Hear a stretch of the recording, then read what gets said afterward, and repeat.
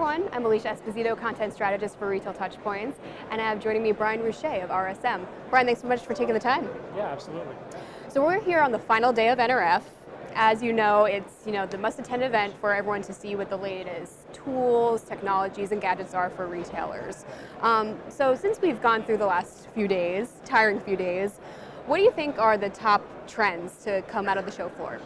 Yeah, that's a great question. So this is my 7th NRF, I believe.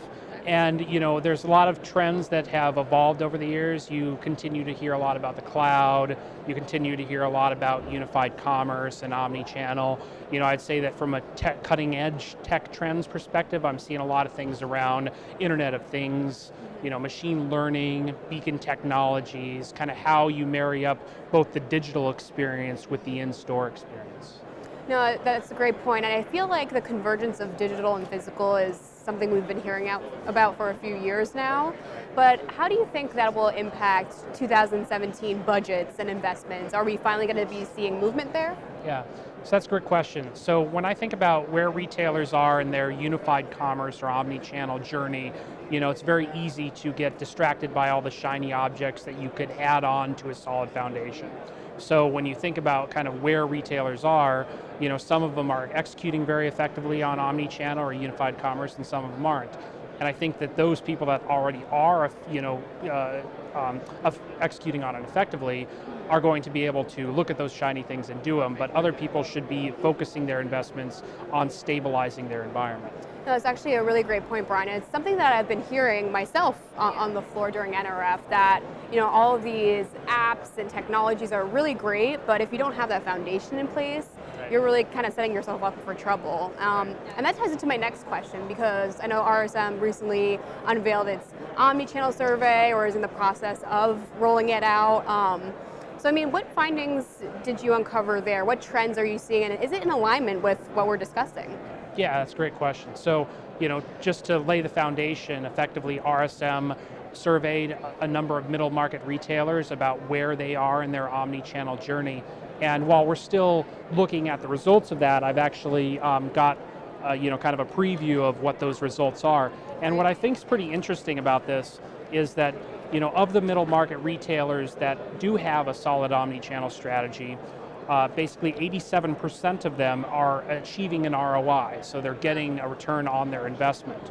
The other thing that I was thinking was very interesting is that even those that don't have that omni-channel technology trends in place, they are now having executive level commitment at the senior leadership team to take this omni-channel journey, which is something that I haven't personally seen and heard from in a number of years. Got it. So senior level executives, those leaders are buying in, and they are saying, this is an imperative, this is something we need to move forward with, we're all on board. Right. So with that, what does that mean from a technology investment standpoint? What technologies are really top of mind for retailers right now?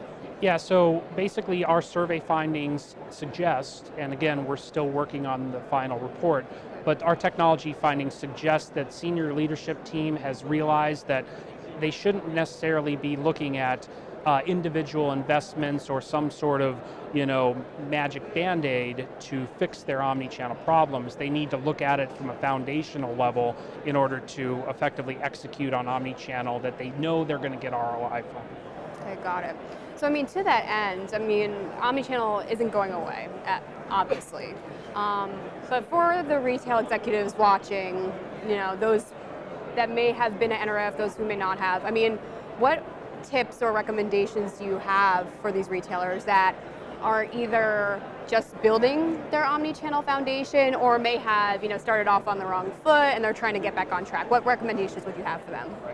So we here at RSM, consultants by nature, we understand that everybody has priorities and budgets, and they can't go and replace all of their infrastructure at once. Right. So my suggestion to retailers is, as they're looking at how are we going to set a good foundation, they identify the investment that they need to make, but then evaluate the entire platform as opposed to just investing in the one burning piece of software or the one need that they've already budgeted. Got it. So it's more of a holistic view, I guess, of strategy versus, oh, this is a really cool thing, let's try and use that. Absolutely. Okay, got it. No, this is great, Brian. I think we hit on a lot of great trends from the show, how it impacts retailers into 2017. Is there anything else that you want to share with the retail community? Any final words of wisdom?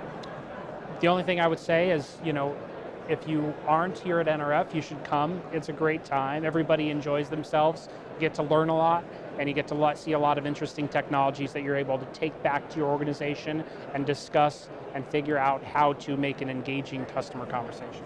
Absolutely agree, Brian. Well, thank you again so much for taking the time out to chat with me today. Absolutely. And thanks everyone out there for watching.